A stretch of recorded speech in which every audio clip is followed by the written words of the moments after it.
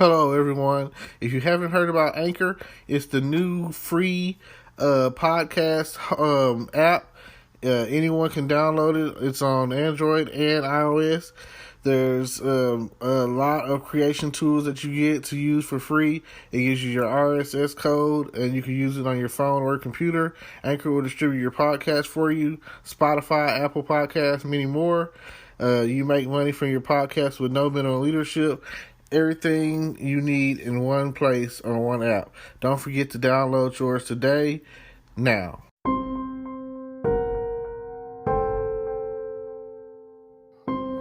Hello, podcast world. It's June 2nd, 2020, 12:17 p.m. And I'm here to talk about no justice, no peace. It's Blackout Tuesday. This weekend, for the past week, in various locations and cities all over the world, has been a lot of protesting and rioting and violence and burning of buildings and everything of that nature. And I just want to go out, reach out to the families of everyone who's ever dealt with profiling, police brutality, any shape, form of harassment, any shape, form, or fashion of racism, all of that, especially in the black community. And I've been watching a lot of TV, a lot of news, and well, not really a lot of news, but enough. And it pops up. My news is mainly, Facebook and the internet. So I see the things that are going on, and I see the division on how people feel we should handle this based off of emotions and anger, and people feel like, what they're doing is justified and right. But that's not always the case.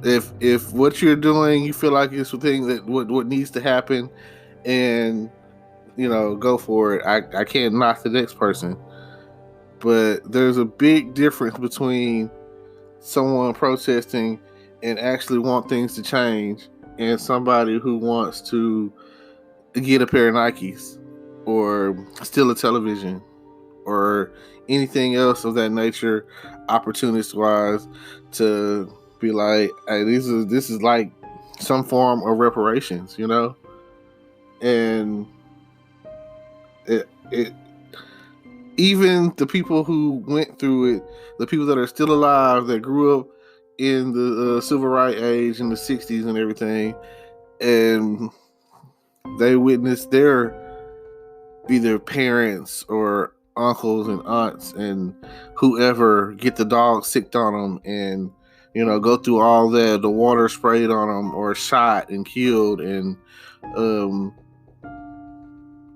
for those who look at it like this, and this is pretty much how history works, every so many years, generations, whatever, history repeats itself. So it's an endless cycle. It's kind of like when the reference I'm gonna use only works for those who have seen The Matrix.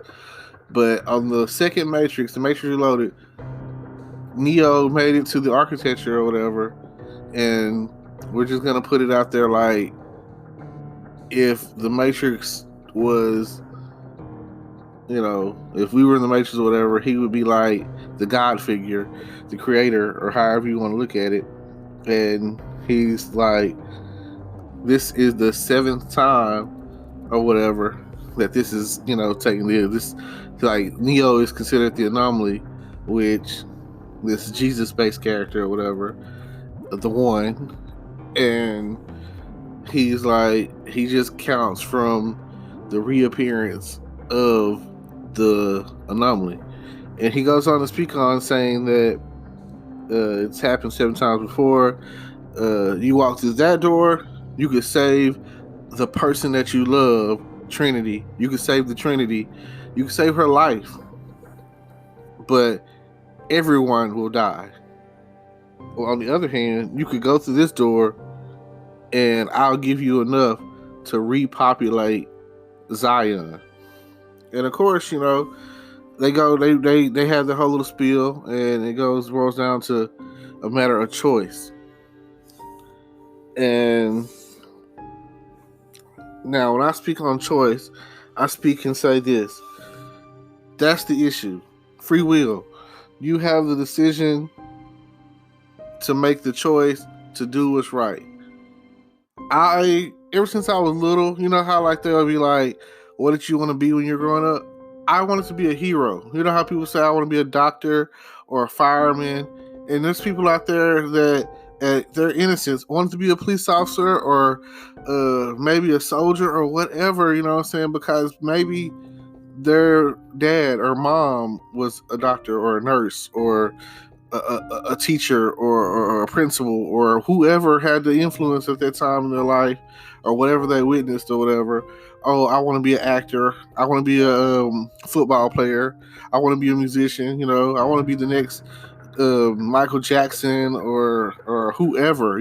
I want to be the next Aretha Franklin, Beyonce. So at some point in time, in your innocence, like you come into the world innocent. Hate is taught. Like when I was a kid, I didn't know to hate white people. I didn't know to hate my own kind. I didn't know to hate. Well, we didn't really have anything at my school. Maybe one like Hispanic family and one Indian family, and they had pretty much enough kids and stuff to go through the whole district. But point being, I was never taught to hate. I was taught to love. And going through school, I started learning that people hated me because I was me.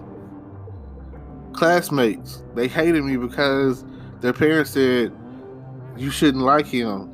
His skin color is different.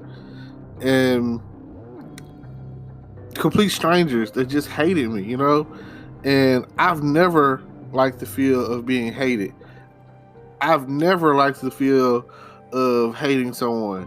And deep down in my heart, I can't sit there and say that I've never hated anyone. There's people out there in the world who I feel like they wrong me, and I hate them, But that's not a good feeling. Love is a good feeling. It's a good feeling to love. It's a good feeling to be loved, And it's not a good feeling to stand against hate and stand for love while someone over here that you love is hating. Like, stop the hate. And even in the midst of all the drama that's going on, the spark that took the flame that this go around, because right now it seems like we're in a perpetuated, never-ending fight for justice. And they say no justice, no peace. It just seems like if that's the case, it don't seem like we're ever gonna be at peace. Like wars happen for a reason. And if you look back in history, every time there was war, there was change. So I'll credit that to had not wars like the Alamo, where they drew a line in the sand and a line in the sand and said, cross this line if you stand with me, And everyone crossed that line. Everyone stood there knowing that they didn't have enough. They were the underdogs. And they didn't necessarily, they lost. they got it handed to them or whatever. But they stood their ground, and because they did that, in the long run, change came. And that's why we remember the Alamo. Especially if you're a Texan, I don't know about any other state, but I know that when I was in 7th grade, they taught us Texas history. And with that being said, every year, February come around, and they teach you just enough. They teach you the icing on the cake. They teach you everybody knows some of the same names when it comes to Black history, but nobody ever seems to know the forgotten. And some people, there are so many historical Black history moments that are so forgotten, and I feel like in that 28 days or less of history, not only did the school fail us, but our communities failed us. Because I'm not going to sit there and say that I knew a lot of these movies that are coming out of people that are like now passing, or moments that happen in different cities and states. And if I was into football before the movie Remember the Titans came out, I should have knew about the history of the integration and Remember the Titans and all of that. I should have knew about that. Like, TV and movies shouldn't teach me what I should be learning in school, like or at home in my community or whatever. Because that's the issue. A lot of people feel like the school's job is to teach, when you learn more from your family and peers and friends than you ever would learn from a teacher. There are some teachers out there that I give credit to that I'll never forget, that taught me. They taught me math, they taught me science, they taught me reading, they taught me English, but some of them even taught me life lessons. And those are the teachers that I stand with. The teachers that, if you don't do right, they're going to tell you this is what's going to happen. You hear me? I have some teachers that, some of my favorite teachers, and I feel like teachers are very discredited. But we and underpaid. Like, I know there's always a financial issue.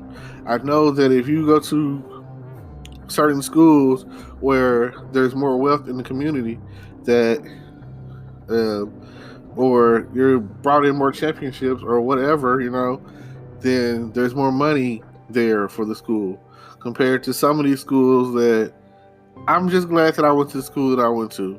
Went to Liberty Island High School and here in Texarkana, and the schools here compared to schools that people, like when I went to college and I came across schools from other places, from California, Dallas, and Houston, and out of state, period, like the majority, like out of state schools or whatever.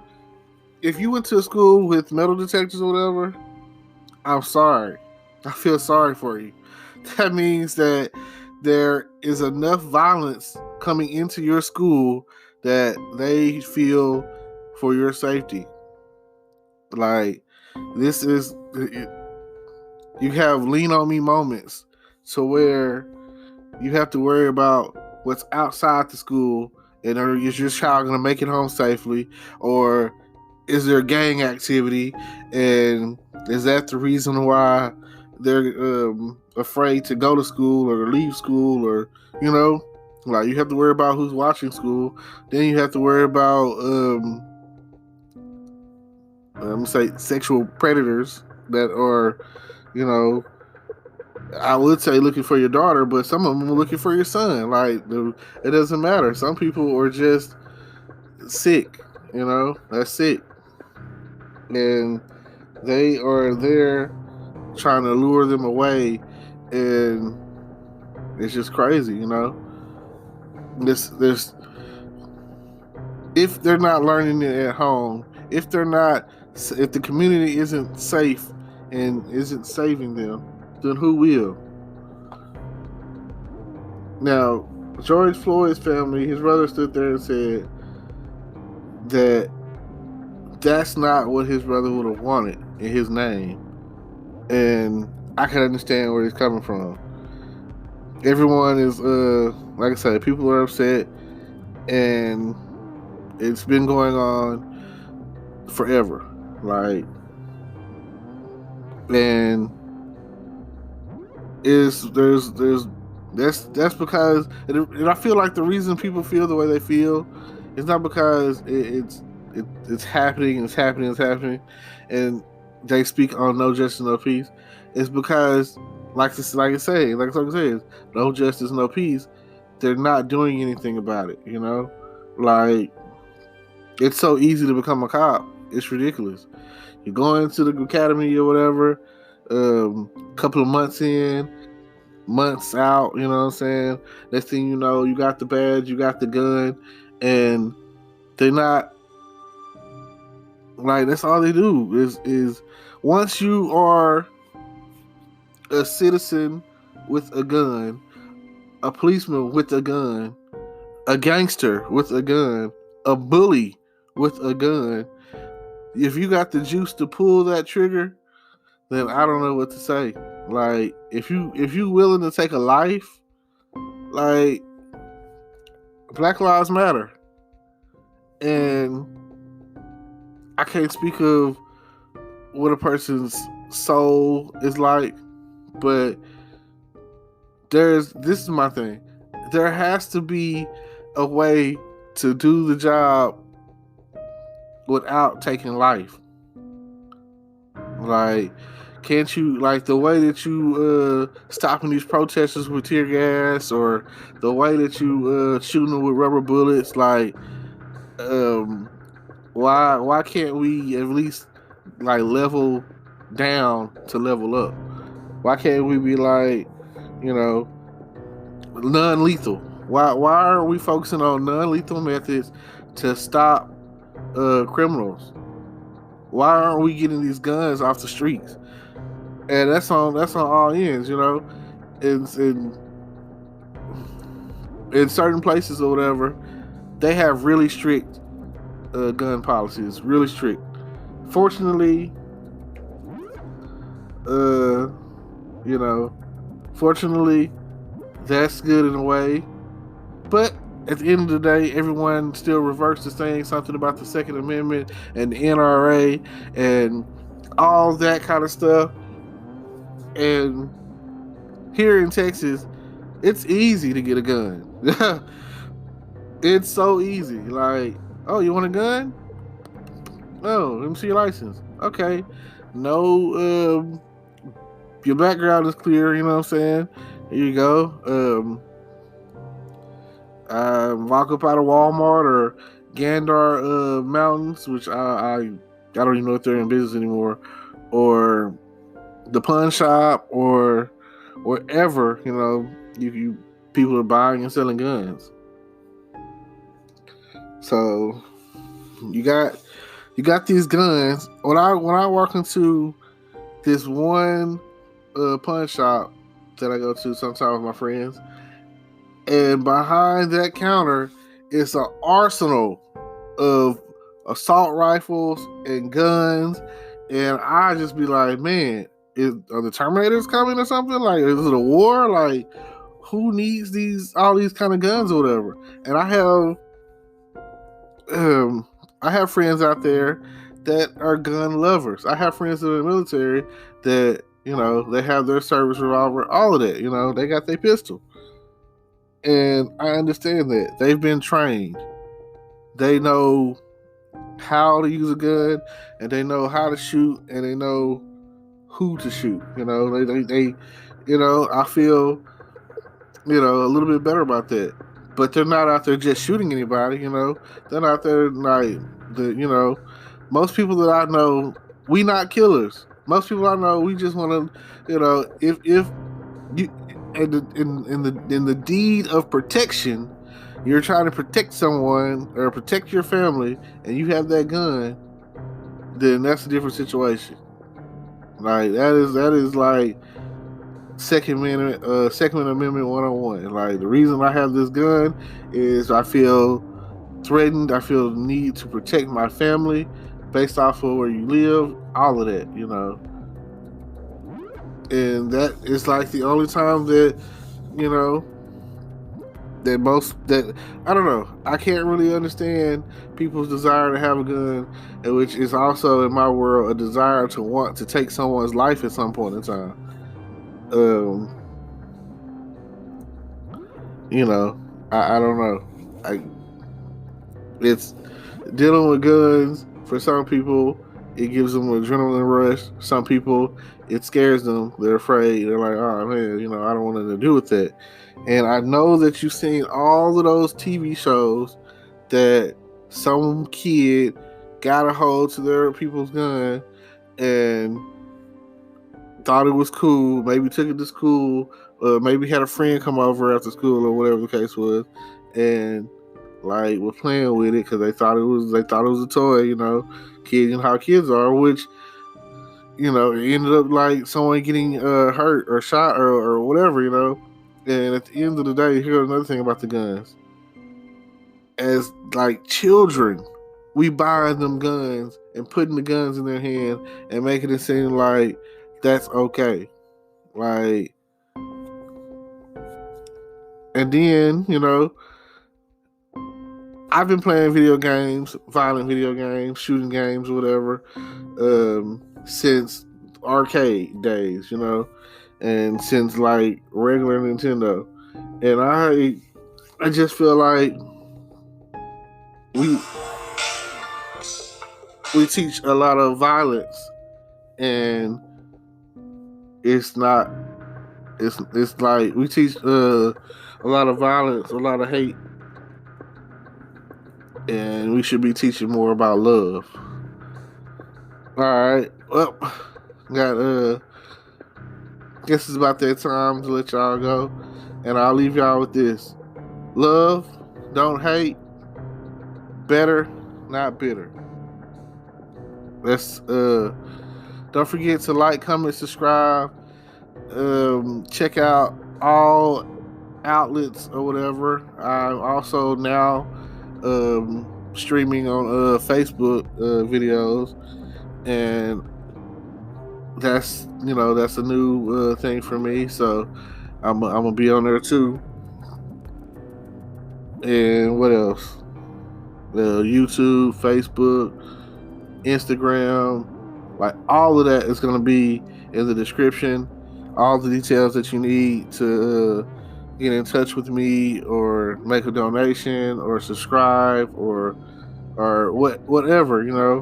It's about building this thing to the next level. And if you feel what I'm saying, let me know. Like, let me know how y'all feeling about what's going on out there as far as the no justice, no peace for George Floyd. And I'll speak with y'all later. Thank you for listening to my podcast.